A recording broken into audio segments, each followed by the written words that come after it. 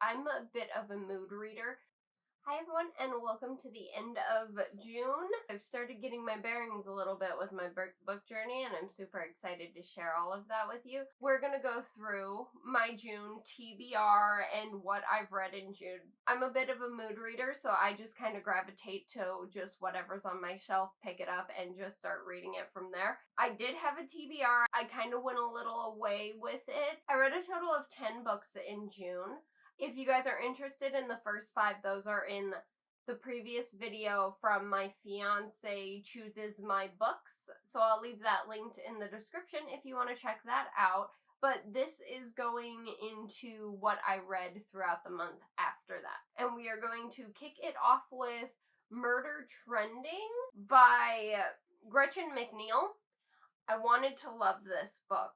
I gave it a 3-star rating. The book felt incredibly rushed to me. The characters didn't feel completely fleshed out, and I really so badly wanted to like the story. I think my biggest complaint is I wish that it had been I wish there was 300 more pages to more flesh everything out. I loved the idea. I absolutely loved the idea and the plot line of this book. It was the characters that really just didn't map it out for me. So I will read the back of the book because we didn't do this one in a haul or anything. I actually picked this one up the same day my fiance picked up the 5 for me to read. Welcome to the near future, where good and honest citizens can enjoy watching the executions of society's most infamous convicted felons streaming live on the Postman app from the suburbanized Prison Island Alcatraz 2.0. When 17-year-old Dee Guerrera wakes up in a haze lying on the ground of a dimly lit warehouse, she realizes she's about to be the next victim of the app.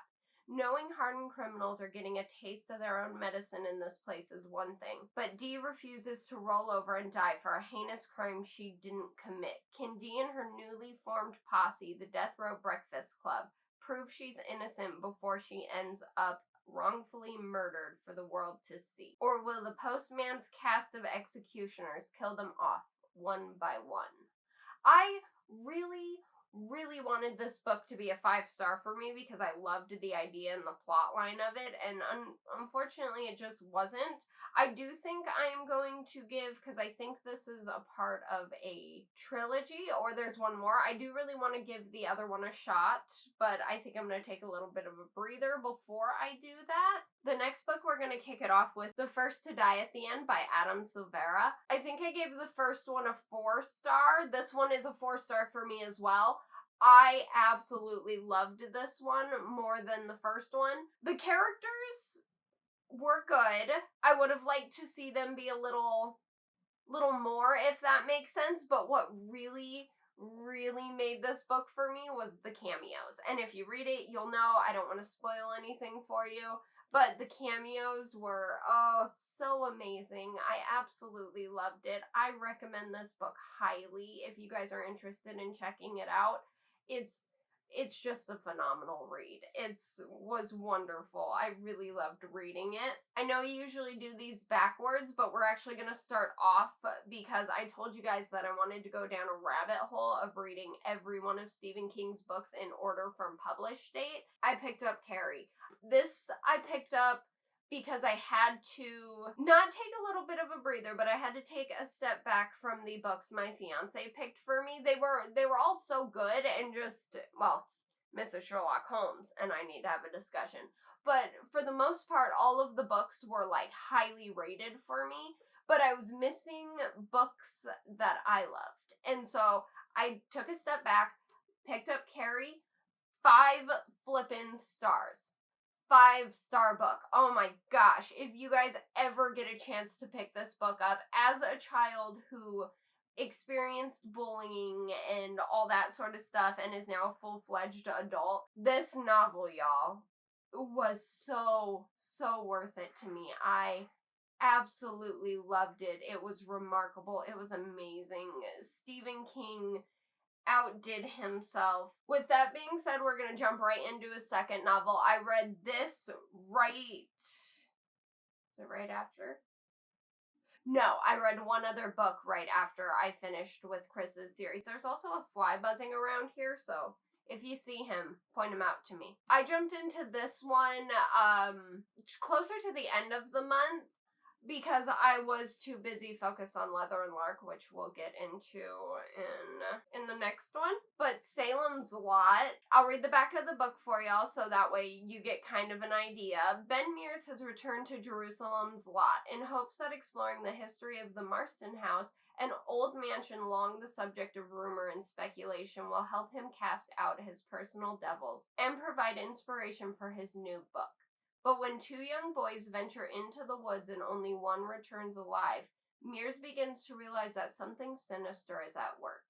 In fact, his hometown is under siege from the forces of darkness. And only he, with a small group of allies, can hope to contain the evil that is growing within the borders of this small New England town. It was remarkable. So remarkable. I believe I gave this book a 4.5, and I mean it. The more Stephen King I'm reading, the more I am just falling in love with his novels, and he's like shooting right up to the top of my favorite author. He is so talented. These characters will live forever in my head. Susan, Ben, baby Randy. Oh my gosh. This book is amazing. This was so close to a 5-star for me that it was insane. The only reason I didn't 5-star it is because I had to go back and reread a couple things. I did struggle a little bit keeping up with all of the characters, but the way he writes it, I usually hate books that has like upwards of 10, 15 characters because my mind doesn't pay attention to it. But the way he writes, like, he gives his characters a voice that you just recognize. And oh my gosh, I could not be more thankful for that. Because it makes the fact that I can't focus on more than one character so much easier to process. It was a wonderful book. My stomach growled. I need lunch after this. I highly recommend, if you want to pick up a Stephen King book, Salem's Lot. So worth the read. It was amazing. And last but not least, I read Leather and Lark. I've been so excited to read this book. I was so happy. It had Rowan, it had Sloane, it had me on the edge of my seat. It was so whereas the first one I was like 5-star, 10 out of 10, favorite book in the world still is, this one did not beat that for me. I feel like I related to Lark a lot more than I related to Sloane. A lot of what she dealt with in life is not unlike many women, but the gruesome goriness that I fell in love with in the first one does not have a whole lot of that. I think it's simmered down in this one. It still has it. It's still an overabundance of it. But it seems kind of toned down in this one. Still a 4.5 star for me. Still amazing. Still going to pre-order the third one, which I think is... oh gosh, I think it was like Scythe and something. It's about Fionn, his brother, the doctor, and the girl that he is very protective over. I don't know if there's a love interest there or if it's a protection thing, but 4.5 stars for this one. Oh my gosh. It was so amazing. And now we're going to get on the subject of kind of unrelated things. My fiance and I booked our venue for our wedding. We're not getting married in like the next 6 months, but it was an amazing weight to be lifted off of our shoulders that we actually have a place that's going to be able to hold and accompany all of our people. It's absolutely beautiful. It's in the middle of the forest. I could not be happier.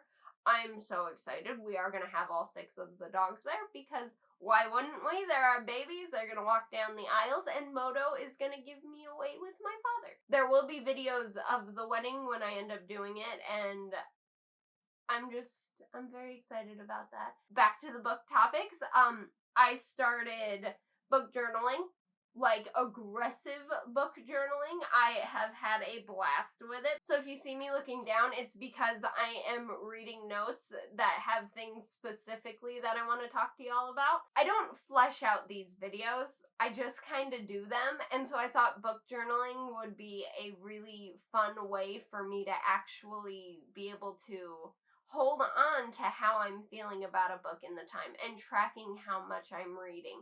I read about 9 or 10 books a month. I wonder if I could read more than that. I would like to read more than that.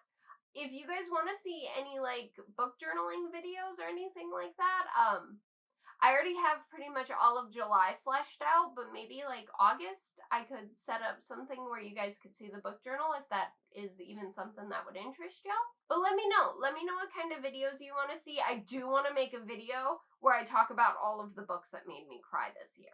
But I'm going to wait until closer to the end of the year for that so I can have a pretty big list compiled together. I've been loving this journey though. I hope y'all are enjoying the videos and you're enjoying what you're seeing.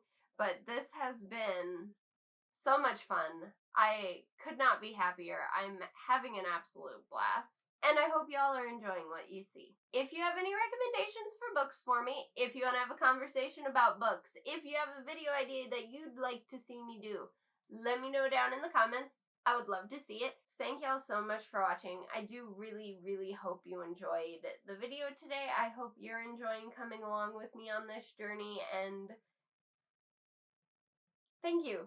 Thank you all so much for just taking a few moments out of your day to watch my videos. I couldn't be more thankful for it. I'm very eager to continue this journey. Alright, y'all, with that being said, I will catch you in the next video.